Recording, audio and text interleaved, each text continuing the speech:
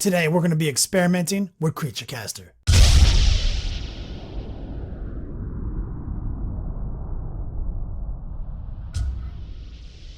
Yo dog, Kenny Boucher here, Next Level Painting, hitting you up on the literal best of all days. Coming to you from the Beats Lab in Hollywood, California, we're doing it again. Today we have a bit of an exclusive, depending on how fast Spiky Bits TV, my main man Robbie B, can get his video up. We're working with Creature Caster again.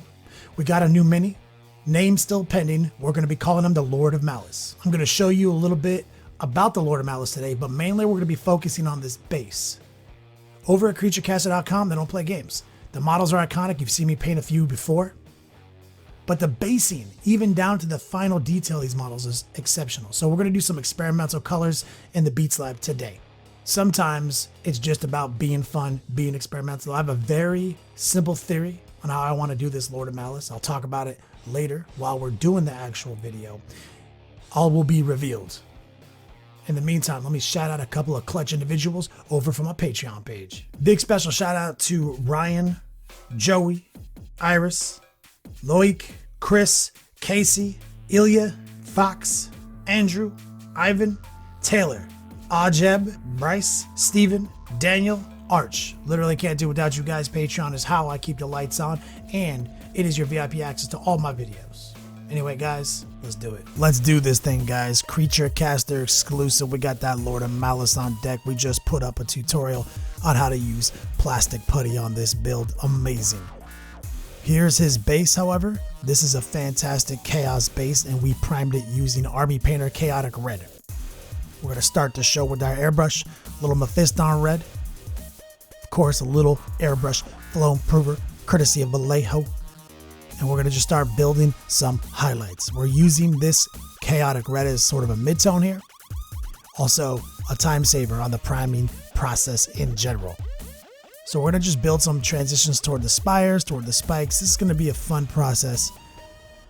We're not putting too much thought into it. In my head, I basically said I want this to be a red base. Even though it's like stones and rocks and it's got all these cracks in it, I was like, I could paint it like stone. But it'd be interesting to do red and try to make red work, try to make it look suitably evil and chaos. I think my main theory here is that I'm going to definitely paint that Lord of Malice with blues, and I'd like to have a little cool and a little warm effects here. And leaning on red and warmth on this base, it serves that purpose while also giving me a little creativity, doing something a little outside the box here, a little experimental paint job. We're going to use Evil Sun's Red, which is the upgrade to Mephiston Red. It's got a little orange in there. It's a fun little highlight. We're just going to build some highlights up. Nothing crazy. Several thin coats using our airbrush, but you don't even have to be like that thin. I'm just getting the consistency of the paint down to essentially minimum required thinness to run through the airbrush. Now we're going to grab a little model air. This is a Vallejo black, and we're going to just spray some contrast in. This is one of my favorite techniques right here. It's not enough to just leave it at that chaotic red. We're going to sneak in and darken some of the base points of it, creating a nice transition. We are going on very thin with this black. Help us with that transition. We don't want there to be a lot of speckles here.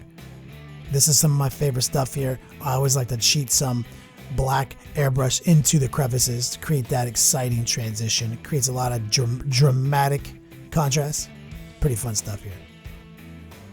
Obviously, we're not going to leave it like this. There's a lot of detail on this base. Creature Caster does a great job on every aspect of their kits. This base is one of the most exciting bases I've ever done. I'm going to shoot some of that black real quick into some of those holes, create a kind of fun burnout effect.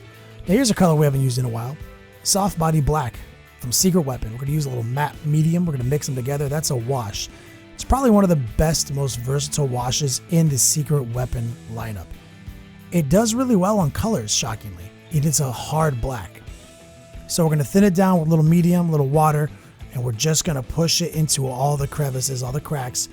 It's going to give us a very solid form of contrast. We're going to stay in motion while washing it. We're going to whip away any of these pools of black. We don't want oceans of soft body black to appear on any surface, so we're just going to stay busy, move quick. The combination of medium and water in our mix is going to help us kind of move that stuff around before it dries too quick. All right, After it's dried, it's going to be a little shiny still, no worries. We're going to go back to the reds, and we're going to kind of rebuild some of those highlights. But now we are going to be at a very thin state with our airbrush. We don't want to wipe out all that wash technique we did, but we're not going to go everywhere with the red.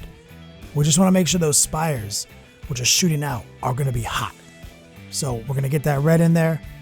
We're going to use a little bit of Evil Sun Scarlet again. We're just going to kind of do the same few steps we did before the wash. Just much thinner, more gradual, a little more patience, a lot more air, a lot less paint. Okay, we're going to grab one of my old school favorites, Troll Slayer Orange. We're going to mix a little bit of that in, and we're going to give it a nice transition, kind of working toward that fire spectrum, that hotness. So once we get that orange on point, you can guess that we're going to be going to yellow from here. Now, we're not trying to maybe go to a lava spectrum just yet, but I haven't made my decision up. This is very experimental. I'm just kind of doing art right now. I have a base idea in my mind, and I'm just letting the airbrush kind of do what it do, figure this out. So we're going to grab just first yellow on my desk, P3. We're going to mix that in with that orange, get it a lot more yellowy, and we're going to start building it up. Now we are going to start losing some of the wash here on those tips with this many layers of paint. That's fine. We'll come back in with a paintbrush later and make those look their best. We're going to just shoot a couple little spots on random flat surfaces or rocks on the base where he's going to be standing. Give it some cool, interesting transitions. Kind of like a sunrise right now, but we are definitely going to make it look hotter than this. I'm stoked to get that warm color combo off that cool color when we paint this demon here real soon. Looking solid. It's about patience really when you're working the yellows. Now we're going to work a little bit of pure yellow with no orange in it. We're going to do kind of the same thing. We want to really yellow up those effects. We don't want them to be too pastel-y, too mustardy. We definitely want it to look flame. Solid. It's looking, it's taking shape as I work on it. I'm feeling a lot better about it. My experimental phase is starting to end and my technical phase is beginning now that I see what I'm trying to do. We're being precise, we're being diligent. We're making sure that everything is beautifully transitioned with no speckling. We're doing that with thin coats, multiple coats, leaning heavy on the air and only rocking the trigger back slightly to introduce that paint. Looking good. Almost like glazing, but with an airbrush. All right, we're going to switch gears a little bit. We're going to add a little white into the pot, and we're going to just dust those tips, making them hot. Now we are working that fire effect. So just in the very tips, you got that new yellowy white, and we can keep working it further than that. You can even go to pure white, and that will give you the illusion that this is literally temperature-wise hot. If you touched it, it would burn you. Here we go. We're basically just white and a little dirty paint water yellow now, and we're just hitting the last spot on those tips. White hot. Looking good. I have no narrative for why this base looks this way. We're just using colors. We'll let people make up their own narrative when they look at this. Making sure everything is smooth, everything is handled. Now we're going to do some kind of interesting. We're going to go back to yellow, and we're going to just kind of fuzz the border between that white and that yellow again. This is kind of one of my patented techniques. The yellow is going to look its best when applied over the white, not the white applied over the yellow. So we're just kind of glazing it back down. So that's what we have so far. It's looking pretty good. Pretty stoked on this base. Now we're going to move toward the final phase here. How do we make this base really start to look good? Okay, first step, we're going to take a little bit more soft body black. It's going to be even thinner than the first coat. And we're going to reapply it to some of the areas on this base. Now that we've gotten some of that flame ass airbrushing, we want there to be more contrast, more depth where he's going to be standing. And we're going to creep some of this wash up into the spires, but we're not going to go anywhere near all that new airbrushing we just did. See, we're going to keep it thin.